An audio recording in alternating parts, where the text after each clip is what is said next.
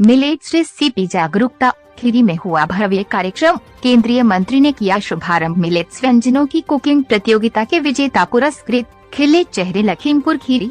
श्री अन्न के उपयोग महत्व के संबंध में जागरूकता पैदा करने, कृषकों एफपीओ की भागीदारी सुनिश्चित करने के उद्देश्य से शनिवार को वंदन गार्डन में मिलेट्स रेसिपी विकास एवं उपभोक्ता जागरूकता कार्यक्रम हुआ।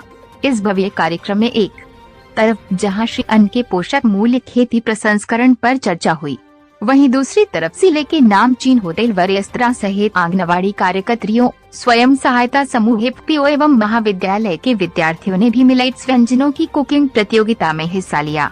शनिवार को कृषि महकमे के तत्वावधान में आयोजित कार्यक्रम का शुभारंभ केंद्रीय गृह राज्य मंत्री अजय मिश्र टनी ने विधायक योगेश वर्मा, डीएम महेंद्र बहादुर सिंह संदीप जलाकर किया।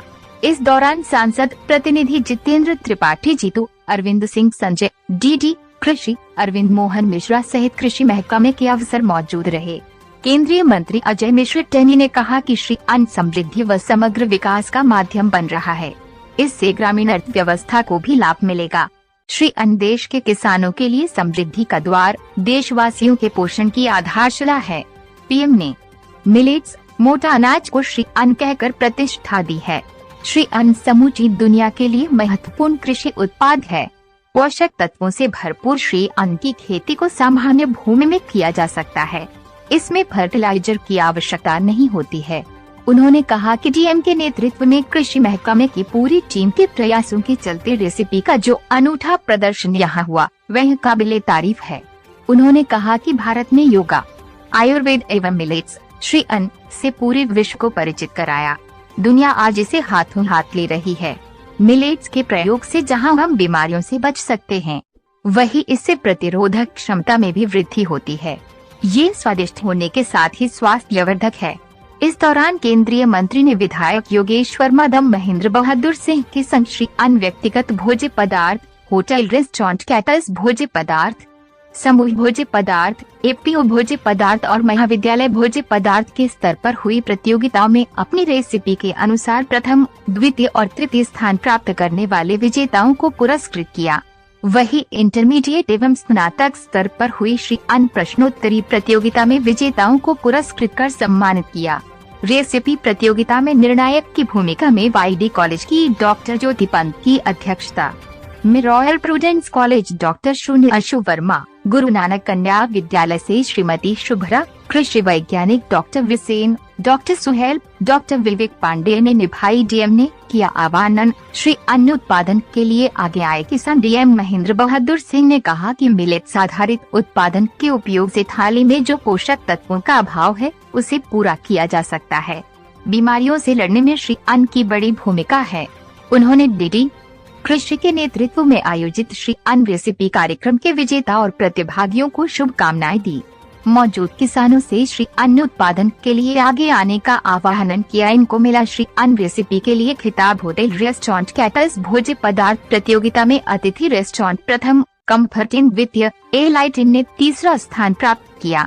समूह भोज्य पदार्थ में सरस्वती स्वयं सहायता समूह प्रथम, प्रगति स्वयं सहायता समूह द्वितीय, विशाल स्वयं सहायता समूह ने तृतीय स्थान प्राप्त किया। एफपीओ भोज्य पदार्थ में ट्राइम फार्मर प्रोड्यूसर कंपनी प्रथम, इवाइन फार्मर प्रोड्यूसर कंपनी द्वितीय, सनराइज फार्मर प्रोड्यूसर कंपनी ने तीसरा स्थान प्राप्त किया।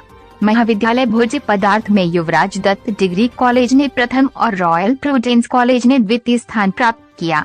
व्यक्तिगत भोज्य पदार्थ में आंगनबाड़ी सुमन श्रीवास्तव प्रथम, प्रतिष्ठा वर्मा द्वितीय, उषा पांडे ने तृतीय स्थान प्राप्त किया। इन विद्यार्थियों ने श्री अन्न प्रश्नोत्तरी में किया शानदार प्रदर्शन। वे पुरस्कृत। श्री अन्न प्रश्नोत्तरी प्रतियोगिता में इंटरमीडिएट वर्ग में गुरुवार नानक इंटर कॉलेज के तौसीफ खान प्रथम, सामान्य बीमा निगम भारत के नुमान द्वितीय, हुजैफा तृतीय ने तृतीय स्थान प्राप्त किया।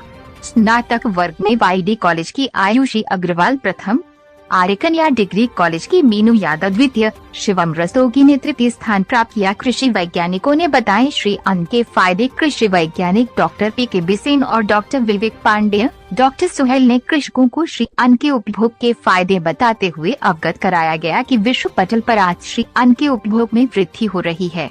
श्री अन्न में प्रचुर मात्रा प्रोटीन, फाइबर होता है जिसके उपभोग से कई बड़ी बीमारियों जैसे शुगर, उच्च रक्तचाप, मोटापा आदि से बचा जा सकता है।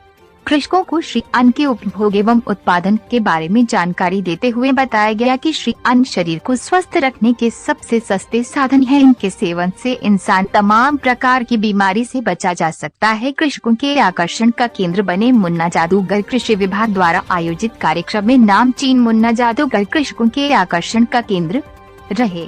मुन्ना जादूगर ने अपने जादू के जरिए किसानों को खेती किसानी के साथ साथ श्री अन्न के फायदे बताते रहे।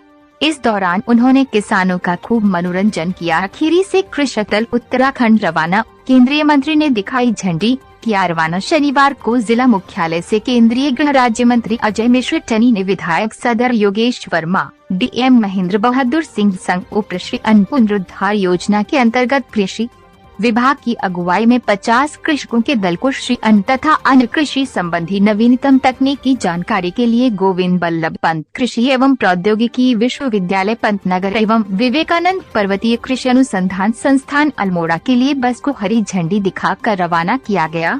जनप्रतिनिधियों एवं अफसरों ने इस जानकारी वर्धन भ्रमण के लिए शुभकामनाएं देते हुए कहा कि वहां प्रदान की जाने वाली कृषि उपयोगी जानकारी का अनुश्रवण करते हुए अन्य किसानों को भी प्राप्त जानकारी का आदान प्रदान करने का संकल्प ले केंद्रीय मंत्री ने किया। पोषण पखवाड़े का शुभारंभ केंद्रीय गृह राज्य मंत्री अजय मिश्र टनी ने विधायक सदर योगेश वर्मा, डीएम महेंद्र बहादुर सिंह संग बाल विकास पुष्टाहार के स्टॉल पर पहुंचकर पोषण पखवाड़े का दीप जलाकर शुभारंभ किया।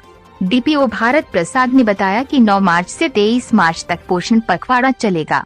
प्रधानमंत्री जी द्वारा पोषण अभियान का शुभारंभ बच्चों और महिलाओं के पोषण स्तर में सुधार हेतु किया गया है। पोषण स्तर में सुधार हेतु सही पोषण संबंधी व्यवहार के व्यापक प्रचार प्रसार हेतु जनवरी आंदोलन और सामुदायिक गतिविधियों का आयोजन आवश्यक है। इस हेतु पोषण पखवाड़ा प्रत्येक वर्ष माह मार्च में